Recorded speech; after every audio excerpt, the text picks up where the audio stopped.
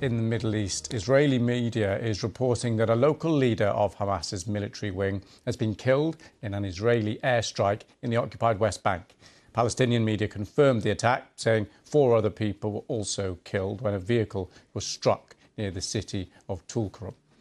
It comes as the US says it's stepping up America's military presence in the Middle East, deploying additional warships and fighter jets as regional tension grows.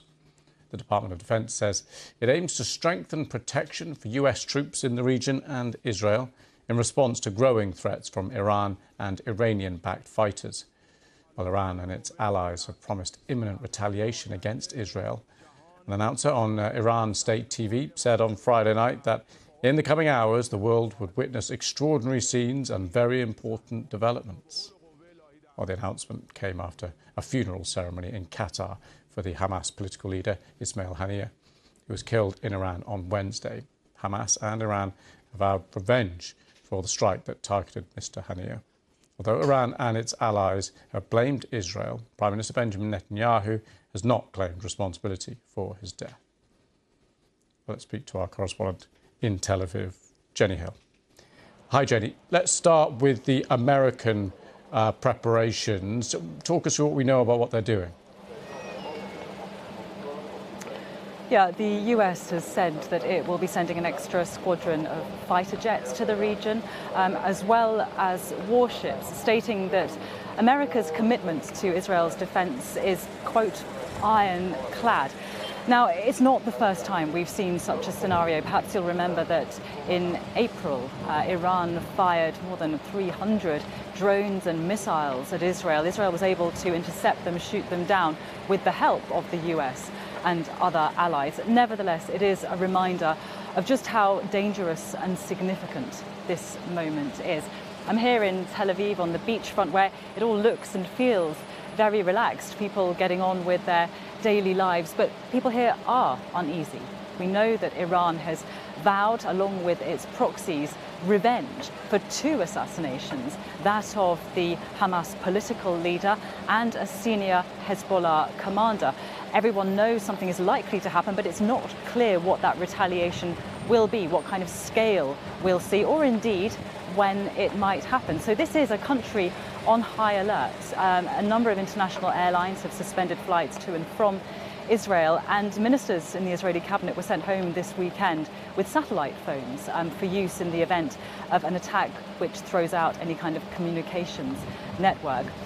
As you know, there's urgent diplomacy going on right now to try to stop Israel's war on Gaza, which began following the October 7th attacks, from exploding into a region-wide conflict. And that's why the US's intervention now is not only about providing help to Israel militarily, but also focusing on ongoing efforts to try to diffuse the tension. The Pentagon spokeswoman said yesterday that they still think escalation is not an inevitability. America urging all parties in this to look at potential for a ceasefire.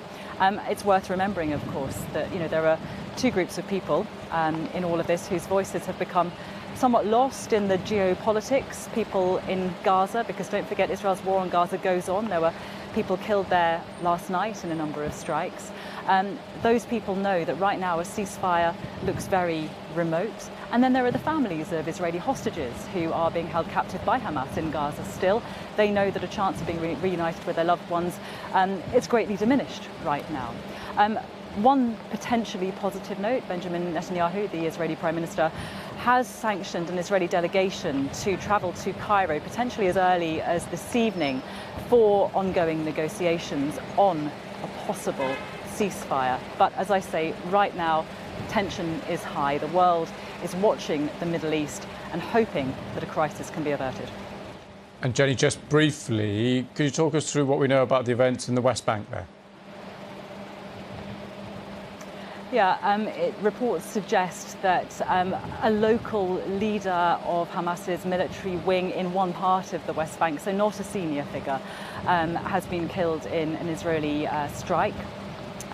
It's also, I think, serving to illustrate the fact that normal daily events are going on here. As you know, the Israeli Defense Forces are committed to dismantling Hamas, its structure, its leadership. So they keep going after any Hamas, anyone within the leadership chain, although we believe this chap was very junior within that particular structure. Also worth pointing out that the daily exchange of fire from Hezbollah in southern Lebanon and the Israeli Defense Forces in northern Israel continues. You know, people talk about an escalation. There's already a lot of violence going on an hourly, daily basis in this part of the world. The fear, of course, that any escalation could see that violence explode into a very different level.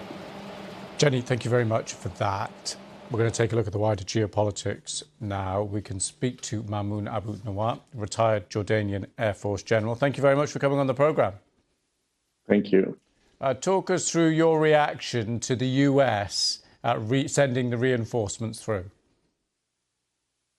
This is sort of a demonstration at the same time, putting pressure on Hezbollah, Iran, and to prevent a wider escalation of the war. So that's what's, will this change the Hezbollah and Iranian regarding the retaliation of Haniya killing? That was a great insult for Iran. So I think the retaliation is coming.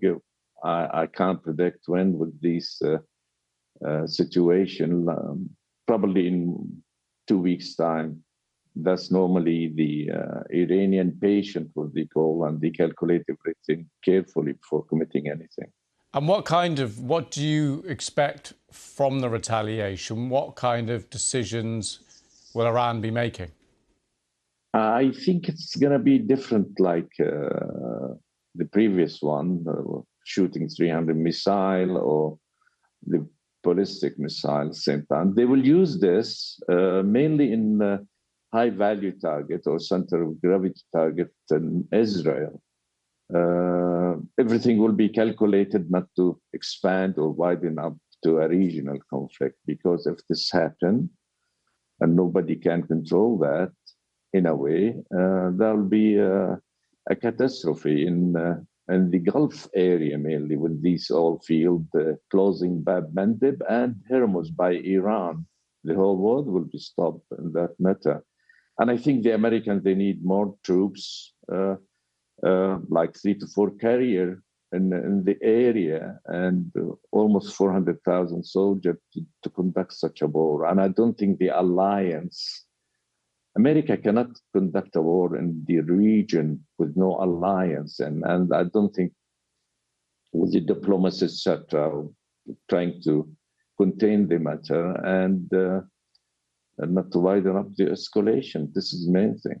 Okay, and as Iran calculates its next step and other countries in the region wait for that, what is the role of other countries in the region? Which countries specifically will be saying what to whom here? The Middle East is shattered. Country, they the attack, and same time Iran and its alliance proxy, they want to finish this job and stop the war in Gaza. Hezbollah said, stop the war in Gaza and we'll stop the attacking Israel. That's the main thing. And I don't see that the war in Gaza will stop or a ceasefire will reach, because without knowing exactly what's the day after in Gaza, Israel is committing a genocide on Gazan people, certainly the whole world saw that. So it would be difficult. And I think this is, if it stayed like this will be an endless war and forever war. That's the way I see it. It's very hard to fight ideas, and the Gazan and the Palestinian, it's from generation to generation, they will carry on resisting that. Israel has became sort of, I would say it clearly, a threat to a regional stability and security in our part of the world. We have to go for diplomacy, solve the problem, ceasefire on Gaza, etc. Otherwise, tension, violence, extremism will build up in our part of the world. Mamoun Abu Nawar, thank you very much for coming on the programme. Thank you. Thank you.